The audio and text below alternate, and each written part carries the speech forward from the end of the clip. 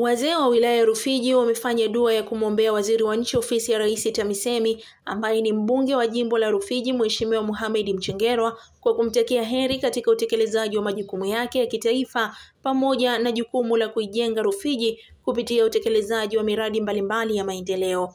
Dua hiyo imefanyika katika msikiti mkuu wa Jumuiya ya Ikwiriri na mitaa mbalimbali ya Ikwiriri ambapo wananchi wa Rufiji wamepata fursa ya kuwaombea waliotangulia mbele za haki, kuliombea taifa liendelee kuwa na amani na utulivu, pamoja na kumwombea Rais wa Jamhuri ya Muungano wa Tanzania Mheshimiwa Dr. Samia Suluhu Hassan na viongozi aliyowateua ili waendelee kulitumikia taifa kwa uzalendo. Wakizungumza katika mahojiano maalumu, wazee hao akiwemo Darweshi Rwanda, mkazi wa Ikwiriri, amesema dua imelenga kumwombea Mheshimiwa Mchengerwa kwa sababu ameleta maendeleo, amani na utulivu ndani ya Rufiji.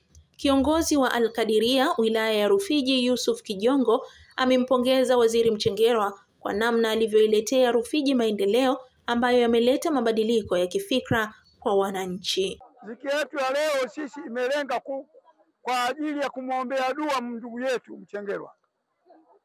Katutengenezea amani. Tulikuwa tunapigana hapa, tunauana Wasukuma, lakini kaja yeye katuweka sawa. Sasa hivi wafugaji wako sehemu yao na sisi tupo sehemu yetu na tunaendelea na maisha mazuri. La pili, kuitengeneza sehemu yetu ya kijiji chetu cha Ikwiriri, kukibadilisha kuweka lami katika mitaa mbalimbali. Tunamshukuru kwa kuibadilisha Rufiji na kuwabarisha wana Rufiji kutoka katika mandhari ya zamani. Sasa hivi inabadilika Rufiji ya leo. Tulikuwa tunapata shida za aina mbalimbali hatuwezi kuzihesabu. Lakini niseme tu mtu aliyekuja Rufiji miaka ya nyuma akija hivi sasa anaweza akasema kwamba kafika Kariakoo. Mitaa yote imewekwa lami. Mungu amjalie katika malezi mazuri. Amfungulie riziki kwa uwema. Ampe afya njema. Nichukue fursa hii kuwashukuru sana wazee wa Rufiji na wananchi wote wa Rufiji kwa kuandaa shughuli hii ya leo. Niwashukuru watu wa Twalika wilaya Rufiji ambao imejumuisha Rufiji yote, Rufiji ya leo na Rufiji ya zamani.